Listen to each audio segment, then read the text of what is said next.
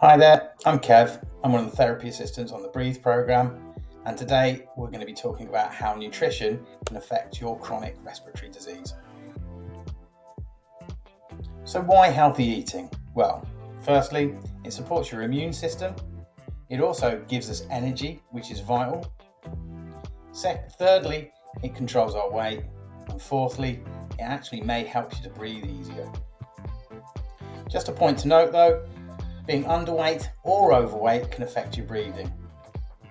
Being in control of your weight can actually reduce your symptoms and improve your overall health and fitness. To help us with today's talk, what we're going to use is the Eat Well Guide. It used to be called the Eat Well Plate with the central figure, but now we've got 4 handy hints around the corners, creating it into a guide. So the first thing we come across is the traffic light system. This is a way of identifying levels of fats, levels of sugars, and levels of salts in produced and packaged foods. As we can see, there's 3 different colours on the traffic light system: green, red, and orange. Green showing low levels or healthy levels of fats, sugars, and salts in foods. Amber or orange showing medium or moderate levels of fats, sugars and salts in foods, and then red showing high levels, the ones we want to try and avoid as much as possible, in fats, sugars and salts. We can find this label on most packaged or produced foods, and they're a really good indicator of the nutritional value you're getting from those foods. This labelling is always a good one to remember because we will be referring back to it later on in the slides. So the first section we come across is fruit and vegetables. As we know, we should be aiming for around about 5 portions of fruit and vegetables per day. On this chart, as it shows, it's roughly a third of our intake every day should be of fruit and vegetables. We do suggest that we have as many colours as we possibly can on our plate: oranges, reds, greens, blues, just because that just ensures the amount of variety of vitamins and minerals we're taking in. As we also know, fruit and vegetables contain a lot of fibre. That helps us being regular, and it helps with removal of bad cholesterol throughout our system. The vitamins and minerals within fruit and veg help strengthen our immune system and help us keep fit and healthy. We can choose from fresh, frozen, tinned or dried fruit and veg to help support our diet. Don't forget that sometimes frozen vegetables can be a lot easier to use because we can portion them out a little bit easier, and sometimes they're just as fresh as normal food off the supermarket shelf because they're frozen on site as they're harvested. The next section we come across is carbohydrates, or as we know them sometimes as carbs or as sugars. Carbohydrates can be described as complex or simple sugars, and that really depends on how quickly they're absorbed within the digestive system. The more complex carbohydrates they are, the longer and slower delivery of energy they provide. Carbohydrates are really important in our diet. They contain a lot of our energy that we use throughout the day, and they can also maintain hormone and blood sugar levels as well. We do suggest when you are eating carbohydrates, breads, pastas and wheats, that you go for the browner versions. So brown bread instead of white bread, wholemeal pasta instead of normal white pasta, and if you can, brown rice instead of white rice if possible. Going for these wholemeal or browner versions of carbohydrates just allows those carbohydrates to get into your bloodstream a little bit slower and provide you energy for a longer, more sustained period of time. It helps not spiking your insulin levels and raising your blood sugar levels where you can't manage them. Browner carbohydrates also contain a lot more fibre, which helps with our digestive system, and it helps sate our hunger and keeps us regular a bit better. We find carbohydrates in bread, pasta, rice, potato, and cereal products. The next section we're going to look at is proteins. As you can see, this is around about a fifth of our daily intake needs to be of proteins. The reason why these are so important is because they're the building blocks for muscle, tissue, and they help support our immune system. We can get proteins from red meat, white meat, poultry, fish, and eggs.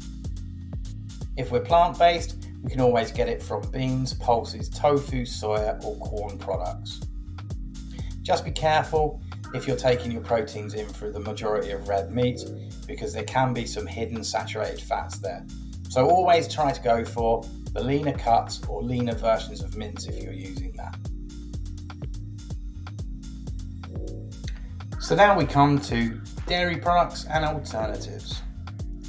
Dairy products, as we know, can be a real good source of calcium, and that is really good for our bones.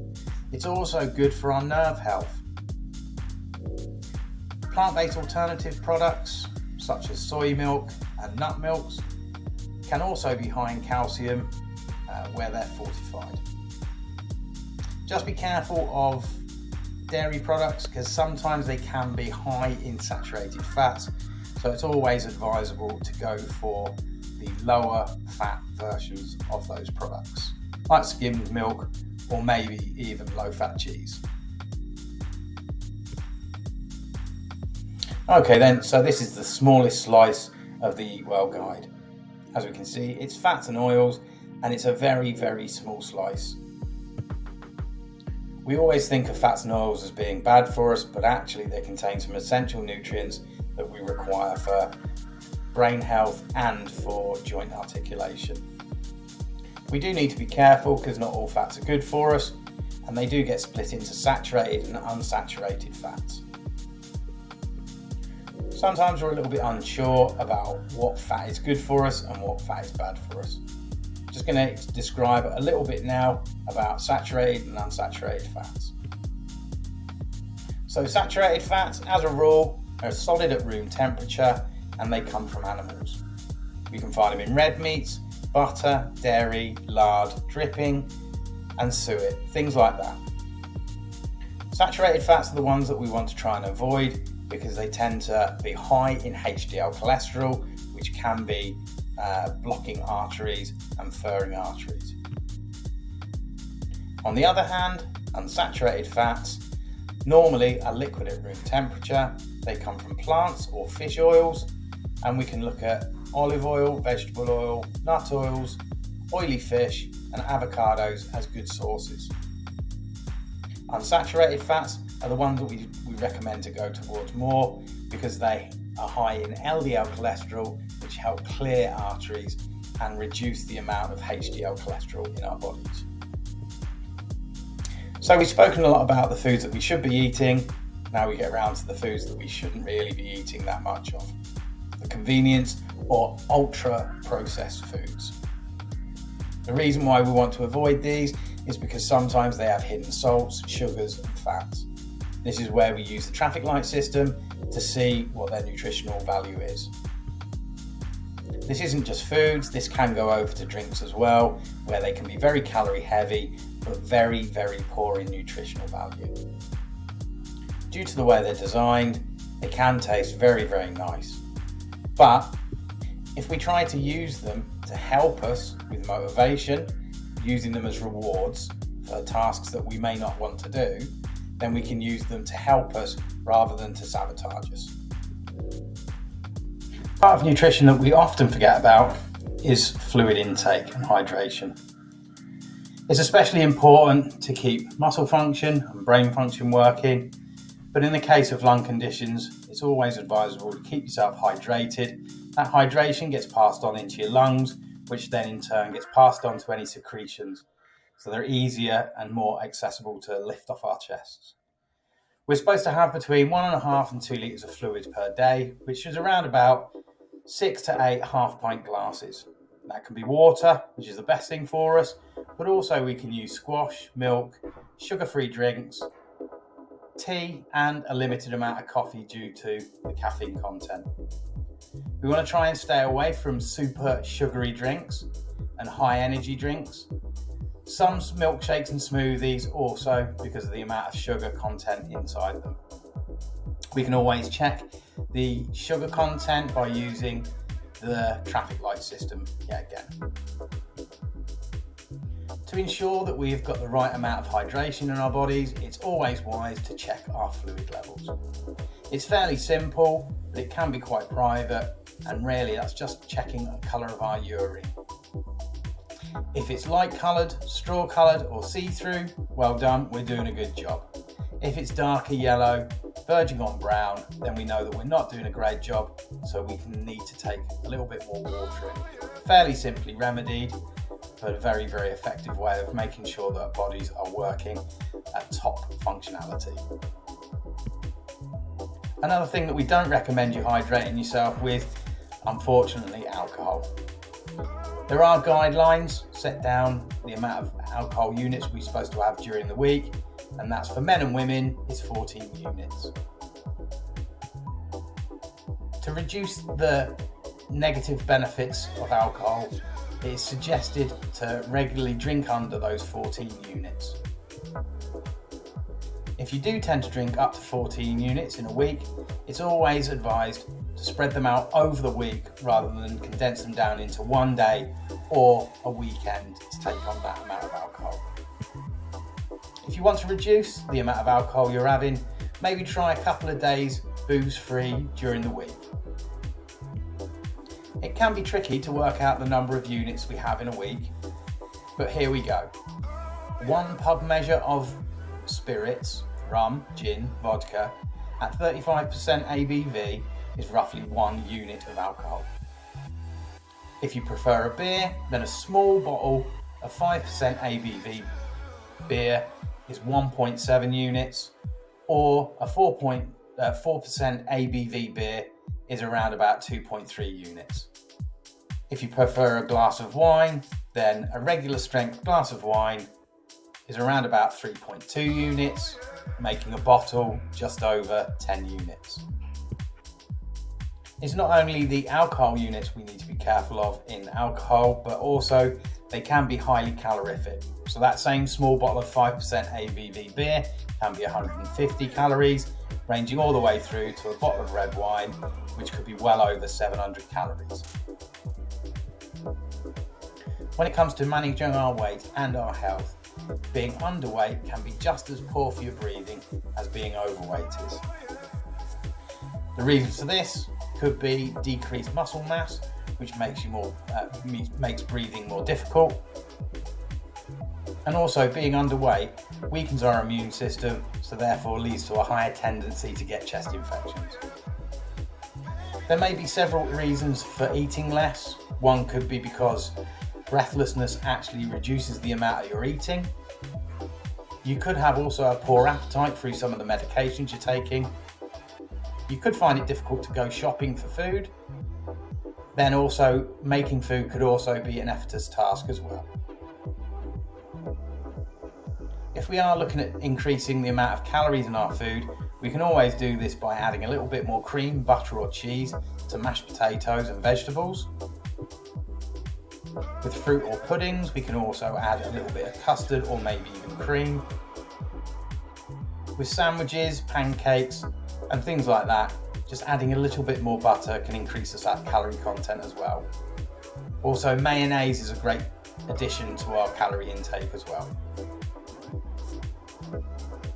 If you do feel like you are losing weight and you can't manage your weight to a safe and healthy position, then always speak to your GP or a health professional to see if you can get help from them. Being overweight as well can also cause problems with your breathing. You may have found that you've put on a little bit more weight due to not being as active, and sometimes medications such as steroids can increase your appetite and therefore increase the amount you're eating. Being overweight can make it more increasingly difficult to breathe, especially if your belly fat squashes your lungs.